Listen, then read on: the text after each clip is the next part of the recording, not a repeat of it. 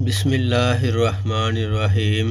قرآن شریف کی آیات اور حضور صلی اللہ علیہ وسلم کی احادیث اور بزرگوں کے واقعات میں اللہ جل شانہ سے ڈرنے کے متعلق جتنا کچھ ذکر کیا گیا ہے اس کا احاطہ تو دشوار ہے، لیکن مختصر طور پر اتنا سمجھ لینا چاہیے کہ دین کے ہر کمال کا زینہ اللہ کا خوف ہے۔ حضور صلی اللہ علیہ وسلم کا ارشاد ہے کہ حکمت کی جڑ اللہ کا خوف ہے۔ حضرت ابن عمر رضی اللہ تعالیٰ عنہ بہت رویا کرتے تھے، حتیٰ کہ روتے روتے آنکھیں بھی بیکار ہو گئی تھیں۔ کسی شخص نے ایک مرتبہ دیکھ لیا تو فرمانے لگے، میرے رونے پر تعجب کرتے ہو؟ اللہ کے خوف سے سورج روتا ہے۔ ایک مرتبہ ایسا ہی قصہ آیا تو فرمایا کہ اللہ کے خوف سے چاند روتا ہے۔ ایک نوجوان صحابی رضی اللہ تعالیٰ عنہ پر حضور صلی اللہ علیہ وسلم کا گزر ہوا۔ وہ پڑھ رہے تھے، فَإِذَا انشَقَّتِ السَّمَاءُ فَكَانَتْ وَرْدَةً كَالدِّهَانِ پر پہنچے تو بدن کے بال کھڑے ہو گئے، روتے روتے دم گھٹنے لگا اور کہہ رہے تھے، ہاں جس دن آسمان پھٹ جائیں گے یعنی قیامت کے دن میرا کیا حال ہوگا، ہائے میری بربادی۔ حضور صلی اللہ علیہ وسلم نے ارشاد فرمایا کہ تمہارے اس رونے کی وجہ سے فرشتے بھی رونے لگے۔ ایک انصاری نے تہجد پڑھا اور پھر بیٹھ کر بہت روئے، کہتے تھے کہ اللہ ہی سے فریاد کرتا ہوں جہنم کی آگ کی۔ حضور صلی اللہ علیہ وسلم نے ارشاد فرمایا کہ تم نے آج فرشتوں کو رلا دیا۔ عبداللہ بن رواحہ رضی اللہ تعالیٰ عنہ ایک صحابی ہیں، رو رہے تھے، بیوی بھی ان کی اس حالت کو دیکھ کر رونے لگیں۔ پوچھا کیوں روتی ہو؟ کہنے لگیں کہ جس وجہ سے تم روتے ہو۔ عبداللہ بن رواحہ رضی اللہ تعالیٰ عنہ نے کہا، میں اس وجہ سے رو رہا ہوں کہ جہنم پر تو گزرنا ہی ہے، نہ معلوم نجات ہو سکے گی یا وہی رہ جاؤں گا۔ زرارہ بن اوفا ایک مسجد میں نماز پڑھ رہے تھے۔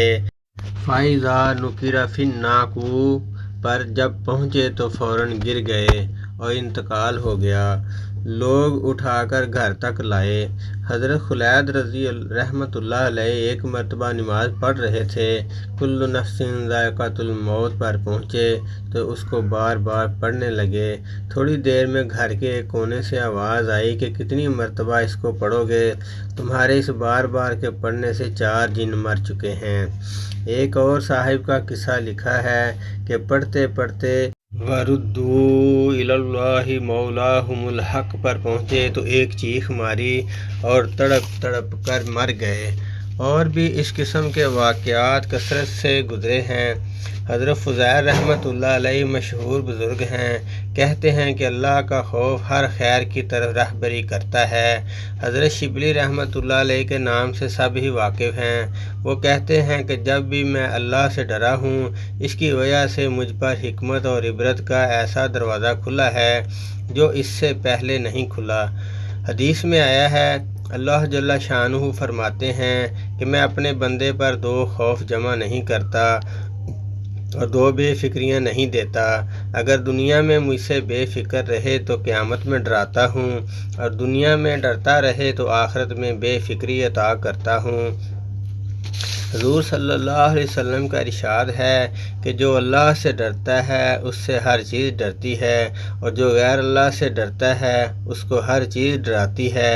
یحییٰ بن معاذ رحمۃ اللہ علیہ کہتے ہیں کہ آدمی بیچارہ اگر جہنم سے اتنا ڈرنے لگے جتنا تنگ دستی سے ڈرتا ہے تو سیدھا جنت میں جائے۔ ابو سلیمان رحمۃ اللہ علیہ دارانی کہتے ہیں کہ جس دل سے اللہ کا خوف جاتا رہتا ہے وہ برباد ہو جاتا ہے۔ حضور صلی اللہ علیہ وسلم کا ارشاد ہے کہ جس آنکھ سے اللہ کے خوف کی وجہ سے ذرا سا آنسو خواہ مکھی کے سر کے برابر ہی کیوں نہ ہو نکل کر چہرے پر گرتا ہے، اللہ تعالیٰ اس چہرے کو آگ پر حرام فرما دیتے ہیں۔ حضور صلی اللہ علیہ وسلم کا ایک اور ارشاد ہے کہ جب مسلمان کا دل اللہ کے خوف سے کانپتا ہے تو اس کے گناہ ایسے جھڑتے ہیں جیسے درختوں سے پتے جھڑتے ہیں۔ میرے نبی صلی اللہ علیہ وسلم کا ایک اور ارشاد ہے کہ جو شخص اللہ کے خوف سے روئے اس کا آگ میں جانا ایسا ہی مشکل ہے جیسا دودھ کا تھنوں میں واپس جانا۔ حضرت عقبہ بن عامر رضی اللہ تعالیٰ عنہ ایک صحابی ہیں۔ انہوں نے حضور صلی اللہ علیہ وسلم سے پوچھا کہ نجات کا راستہ کیا ہے؟ آپ صلی اللہ علیہ وسلم نے فرمایا کہ اپنی زبان کو روکے رکھو، گھر میں بیٹھے رہو اور اپنی خطاؤں پر روتے رہو۔ حضرت عائشہ رضی اللہ تعالیٰ عنہ نے ایک مرتبہ دریافت کیا کہ آپ کی امت میں کوئی ایسا بھی ہے جو بے حساب کتاب جنت میں داخل ہو؟ حضور صلی اللہ علیہ وسلم نے فرمایا، ہاں، جو اپنے گناہوں کو یاد کر کے روتا رہے۔ میرے آقا کا ایک اور ارشاد ہے کہ اللہ کے نزدیک 2 قطروں سے زیادہ کوئی قطرہ پسند نہیں، ایک آنسو کا قطرہ جو اللہ کے خوف سے نکلا ہو، دوسرا خون کا قطرہ جو اللہ کے راستے میں گرا ہو۔ ایک جگہ ارشاد ہے کہ قیامت کے دن 7 آدمی ایسے ہوں گے جن کو اللہ جل شانہ اپنے سایہ عطا فرمائیں گے۔ ایک وہ شخص جو تنہائی میں اللہ کو یاد کرے اور اس کی وجہ سے اس کی آنکھ سے آنسو بہنے لگیں۔ حضرت ابوبکر صدیق رضی اللہ تعالیٰ عنہ کا ارشاد ہے کہ جو رو سکتا ہو وہ روئے اور جس کو رونا نہ آئے وہ رونے کی صورت ہی بنا لے۔ محمد بن منقدر رحمۃ اللہ علیہ جب روتے تھے تو آنسوؤں کو اپنے منہ اور داڑھی سے پونچھتے تھے اور کہتے تھے کہ مجھے یہ روایت پہنچی ہے کہ جہنم کی آگ اس جگہ کو نہیں چھوتی جہاں آنسو پہنچے ہوں۔ ثابت بنانی رحمۃ اللہ علیہ کی آنکھیں دکھنے لگیں جب طبیب نے کہا کہ ایک بات کا وعدہ کر لو، آنکھ اچھی ہو جائے گی کہ رویا نہ کرو۔ کہنے لگے کہ آنکھ میں کوئی خوبی ہی نہیں اگر وہ روئے نہیں۔ یزید بن میسرہ کہتے ہیں کہ رونا 7 وجہ سے ہوتا ہے: خوشی سے، جنون سے، درد سے، گھبراہٹ سے، دکھلاوے سے، نشہ سے اور اللہ کے خوف سے۔ یہی ہے وہ رونا کہ اس کا ایک آنسو بھی آگ کے سمندر کو بجھا دیتا ہے۔ کعب احبار رحمۃ اللہ علیہ کہتے ہیں، اس ذات کی قسم جس کے قبضے میں میری جان ہے، میں اگر اللہ کے خوف سے روں اور آنسو میرے رخسار پر بہنے لگیں، یہ مجھے اس سے زیادہ پسند ہے کہ پہاڑ کے برابر سونا صدقہ کروں۔ ان کے علاوہ اور بھی ہزاروں اشارات ہیں جن سے معلوم ہوتا ہے کہ اللہ کی یاد میں اور اپنے گناہوں کی فکر میں رونا کیمیا ہے اور بہت ہی ضروری اور مفید ہے، اور اپنے گناہوں پر نظر کر کے یہی حالت ہونا چاہیے۔ لیکن اس کے ساتھ ہی یہ بھی ضروری ہے کہ اللہ کے فضل اور اس کی رحمت کی امید میں کمی نہ ہو۔ یقیناً اللہ کی رحمت ہر شے کو وسیع ہے۔ حضرت عمر رضی اللہ تعالیٰ عنہ کا ارشاد ہے کہ قیامت میں یہ اعلان ہو کہ ایک شخص کے سوا سب کو جہنم میں داخل کرو تو مجھے اللہ کی رحمت سے یہ امید ہے کہ وہ شخص میں ہی ہوں، اور اگر یہ اعلان ہو کہ ایک شخص کے سوا سب کو جنت میں داخل کرو تو مجھے اپنے اعمال سے یہ خوف ہے کہ وہ شخص میں ہی نہ ہوں۔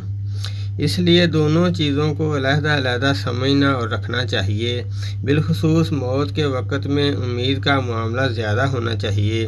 حضور صلی اللہ علیہ وسلم کا ارشاد ہے کہ تم میں سے کوئی شخص نہ مرے مگر اللہ تعالیٰ کے ساتھ حسن ظن رکھتا ہوا۔ امام احمد بن حنبل رحمۃ اللہ علیہ کا جب انتقال ہونے لگا تو انہوں نے اپنے بیٹے کو بلایا اور فرمایا کہ ایسی احادیث مجھے سناؤ جن سے اللہ تعالیٰ کے ساتھ امید بڑھتی ہو۔ اللہ پاک ہمیں پڑھے سنے کے اوپر عمل کرنے کی توفیق عطا فرمائے اور دوسروں تک پہنچانے کی توفیق عطا فرمائے، آمین۔